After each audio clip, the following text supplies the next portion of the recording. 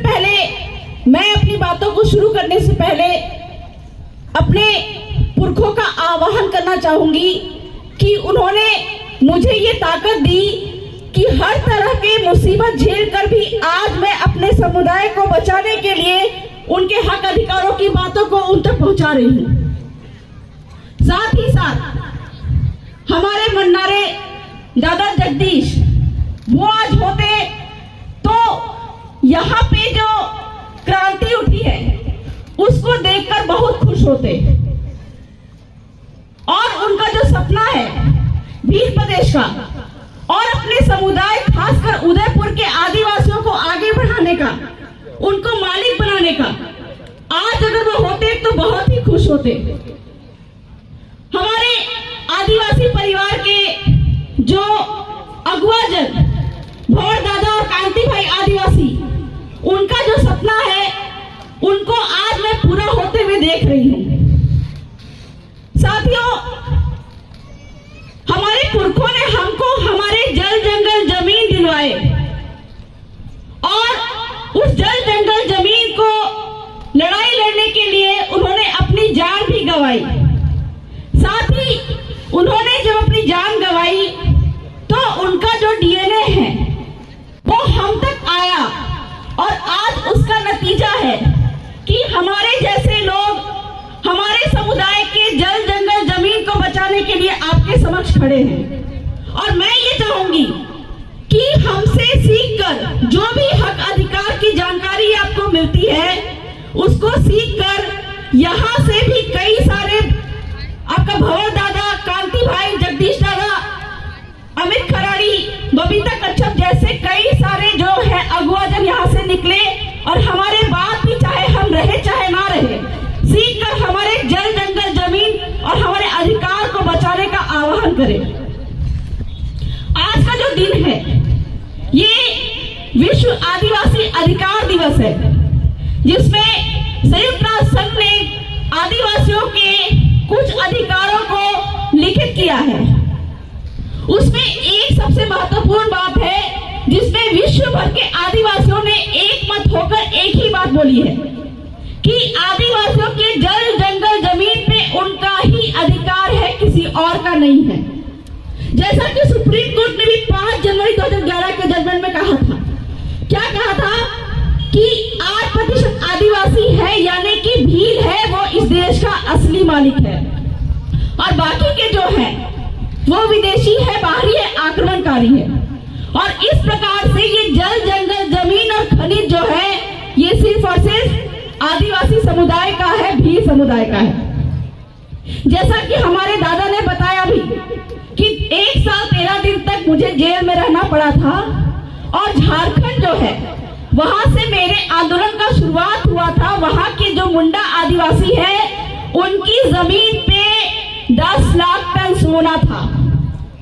वर्तमान में वो 10 लाख टन सोना आज भी उनकी जमीन पे बचा हुआ है, क्योंकि वहां के आदिवासियों ने अपने हक और अधिकार को जाना कि हमको लड़ाई लड़ने का तरीका कैसे लड़ना है। वो दिन गए जब हमारे पुरखे तीर धनुष लेकर निकल जाते थे और अंग्रेज से, मुगल से, तुर्क से सबसे उन्होंने लड़ाइयां लड़ी।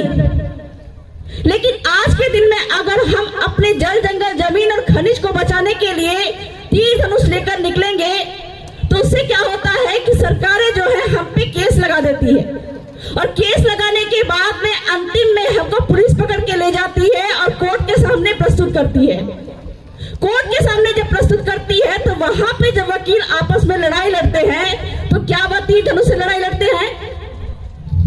नहीं, वो जब बहस करते हैं तो कागज कलम की लड़ाई लड़ते हैं, कानून और संविधान की लड़ाई लड़ते हैं।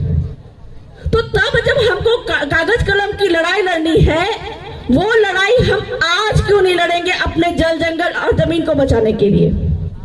और इसी जल जंगल जमीन को बचाने के लिए जो कागजी लड़ाई है, कलम की लड़ाई है, यही लड़ाई का तरीका आपको आदिवासी परिवार की फैक्ट्री में सीखने को मिलेगा, जो कि हर आदिवासी को इतना सक्षम बनाएगा कि उसको लड़ाई लड़ने के लिए जल जंगल जमीन और जोरू बचाने के लिए किसी दूसरे पर आश्रित नहीं रहना पड़ेगा। ये वो फैक्ट्री है आदिवासी परिवार की। तो मैं बहुत बहुत शुक्रगुजार हूँ आदिवासी परिवार का कि उन्होंने मुझे ये मंच दिया कि मैं अपनी बातों को अपने समुदाय के बीच में रख सकूं। भाइयों, ऐसे ही गांव बैठे हुए थे झारखंड के खूंटी में, क्योंकि वहां पे आदिवासियों की जमीन पे 10 लाख टन सोना था। आपके ये जो पहाड़ है यहाँ पे भी खनिज है, और इसी खनिज को लूटने के लिए यहाँ पे यूआईटी और यूडीए नाम का प्रोजेक्ट बिठाया जा रहा है नगर निगम के द्वारा। वो 10 लाख टन सोना जो झारखंड में है, सुप्रीम कोर्ट ने क्या कहा? सुप्रीम कोर्ट ने कहा जिसकी जमीन उसका खनिज, आरएम लोढ़ा जजमेंट में, मतलब जिसकी जमीन पे सोना होगा उसकी जमीन पे वो सोने का अधिकारी वही होगा। और आदिवासियों की जमीन पे इतने खनिज है, ठीक है, आदिवासियों की जमीन पे इतने लोहा सोना चांदी है कि अगर उसको निकाल लिया जाए और आदिवासी उसका इस्तेमाल करे तो एक एक आदिवासी के पास में एक एक हेलीकॉप्टर होगा, इतना पैसा है। लेकिन हमको जानकारी ही नहीं है कि ये जल जंगल जमीन हमारा कैसे है। हम ये बात तो बोलते हैं जल जंगल जमीन हमारा है, लेकिन ये जल जंगल जमीन हमारा कैसे है ये आप कैसे बताइएगा? संविधान, भारत का संविधान 1950 में 5वीं अनुसूची का नाम तो आपने सुना होगा, लेकिन यहाँ पे बैठे किसी भी व्यक्ति से मैं पूछूं कि क्या आपने भारत का संविधान खोलकर पढ़ा है, तो यहाँ पे से अधिकतम लोगों का जवाब होगा कि नहीं, हमने कभी भारत का संविधान खोलकर नहीं पढ़ा। और जिन जिन ने भी भारत का संविधान खोलकर पढ़ा उनको इतनी जानकारी हो गई कि कलेक्टर महोदय को भी जमीन में बैठना पड़ा, वहां पे गांव ने उनसे बहस किया और 10 लाख टन सोना बचाया और कहा कि ये जल जंगल जमीन तो हमारा है, साथ ही साथ ये सोना लोहा चांदी भी हमारा है और हम इसके मालिक हैं। तो जितनी भी जानकारियां आपको आदिवासी परिवार के मन से दी जा रही है, आप इनको सुनिए, समझिए, जानने की कोशिश करिए और इसका इस्तेमाल करने की कोशिश करिए। ऐसे ही 272 गांव बैठे थे और झारखंड की जो तत्कालीन सरकार थी उन्होंने आदिवासियों की जमीन पे दबा हुआ 10 लाख टन सोना निकालने की कोशिश की थी।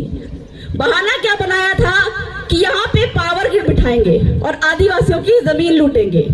ठीक वैसे ही जैसे आपके यहाँ पे यूआईटी और यूडीए नाम का प्रोजेक्ट का नाम का चिड़िया आ रहा है।